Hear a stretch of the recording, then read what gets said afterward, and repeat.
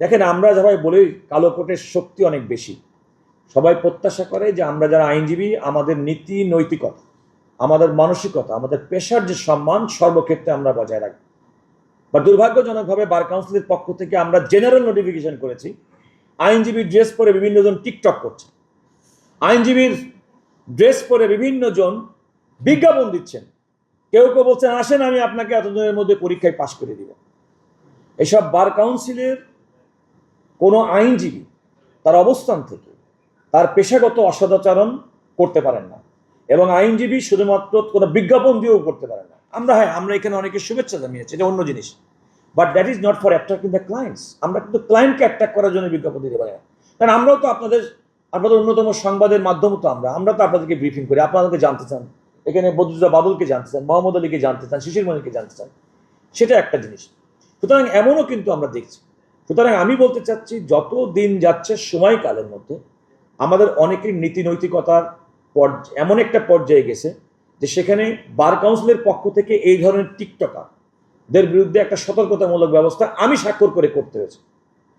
এখন তার মধ্যে এমন অনেকেই আছেন যারা খুব সুপরিচিত ব্যক্তি, এখন তারা যদি এই মেসেজটুকু না মনে করেন, যাদেরকে দেখে পরবর্তী আগামী দিনের আইনজীবীরা আসবে, প্রজন্ম শিখবে, তাহলে তো খুব দুঃখজনক। এই জন্য আমরা বার কাউন্সিলের পক্ষ থেকে আমরা প্রত্যাশা করি যে বার কাউন্সিল প্রয়োজনীয় ব্যবস্থা গ্রহণ করবে এই পেশাকে বাঁচানোর জন্য, আমাদের আইনজীবীদের সম্মান রক্ষা করার জন্য, এবং এই টিকটক মুক্ত এই প্রফেশনকে সুনিশ্চিত করার জন্য বার সুপ্রিম কোর্ট আইনজীবী সমিতিও অগ্রণী ভূমিকা পালন করবে, যেমনটি বার কাউন্সিলের চেয়ারম্যান হিসেবে আমরা করার চেষ্টা করছি। দেখুন, আমাদের দেশে বিচার ব্যবস্থার ক্ষেত্রে বিচার হবে আদালতের মাধ্যমে। মিডিয়ার মাধ্যমে যেন কোনো কারণে বিচার না হয়, সেক্ষেত্রে আপনাদেরকে সতর্ক থাকতে হবে। কারণ মিডিয়ার মাধ্যমে বিচারটা, যেমন আজকে যখন আমরা ইলেকট্রনিক মিডিয়া, অনলাইন সোশ্যাল মিডিয়ার প্রত্যেকটা জায়গায় যখন সংবাদ দেখি, পর্যবেক্ষণ করি, এই সমস্যা কিন্তু পৃথিবীতে আজকেই প্রথম না। 1954 সালে স্যাম শেফার্ড নামের একজন আমেরিকান রাইটার এবং স্ক্রিন প্লেয়ার ছিলেন, তিনিও কিন্তু দীর্ঘদিন পর্যন্ত তার বিরুদ্ধে অভিযোগ ছিল তিনি তার প্রেগনেন্ট স্ত্রীকে হত্যা করেছিলেন।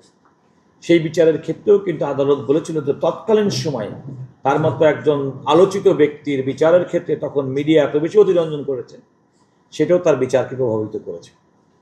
সুতরাং আমি প্রত্যাশা করব যে সংবাদকর্মী, সাংবাদিক বন্ধুরা, আপনারা যখন কোনো সংবাদ প্রচার করবেন, আপনাদের সেই ক্ষেত্রে নির্মোহভাবে শুধুমাত্র সংবাদটুকু জনগণের কাছে তুলে ধরতে হবে।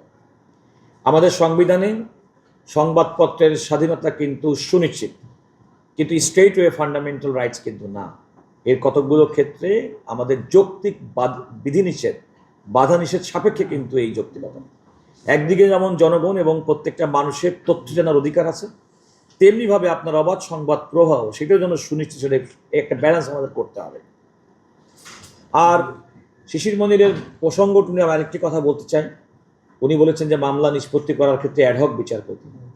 দেখেন, আমাদের বিডিআর হত্যা মামলার হাইকোর্টের কবে রায় হয়েছে, কতজন মানুষ ফাঁসির কাস্টে, এই বিশাল একটি রায়, সেটাও কিন্তু আমরা কিন্তু বিচার সম্পন্ন করতে পারি নাই। তবে হ্যাঁ, অতি সম্প্রতি এটাও কিন্তু আমাদের একটা ডেভেলপমেন্ট।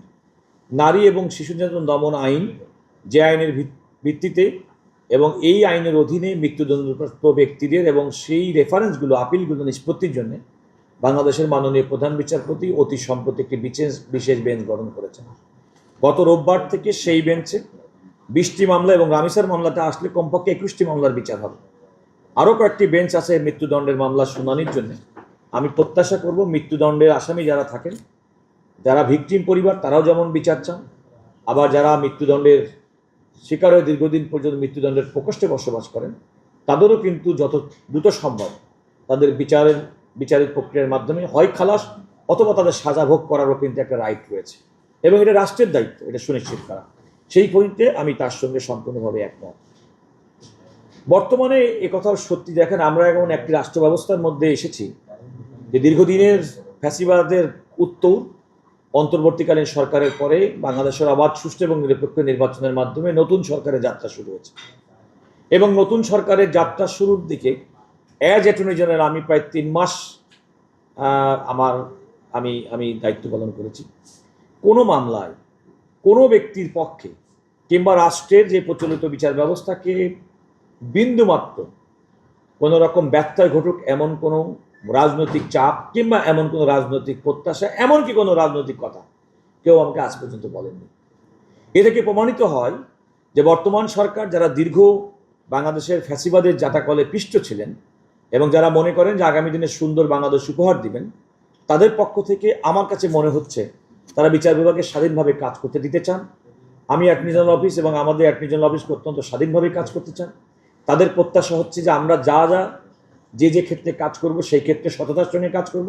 তারা মনে করে আমরা সর্বোচ্চ পেশাদারিত্ব রাখবো। তারা বিশ্বাস করে বিচার বিভাগ তার স্বাধীনভাবে তার বিচার কার্য পরিচালনা করবে, কোনো রকম হস্তক্ষেপ ছাড়া। এবং আপনারা খেয়াল করে দেখেন, অতি সম্প্রতি বাংলাদেশের স্বরাষ্ট্রমন্ত্রী জাতীয় সংসদে বাংলাদেশের সাবেক আইজিবি জনাব বেনজির আহমেদের দুবাই আবুধাবিতে গ্রেপ্তার, ইউনাইটেড আরব এমিরেটসে গ্রেপ্তার সম্পর্কিত কিন্তু একটি বিবৃতি দিয়েছেন এবং সেক্ষেত্রে সরকারের অবস্থান পরিষ্কার করেছেন।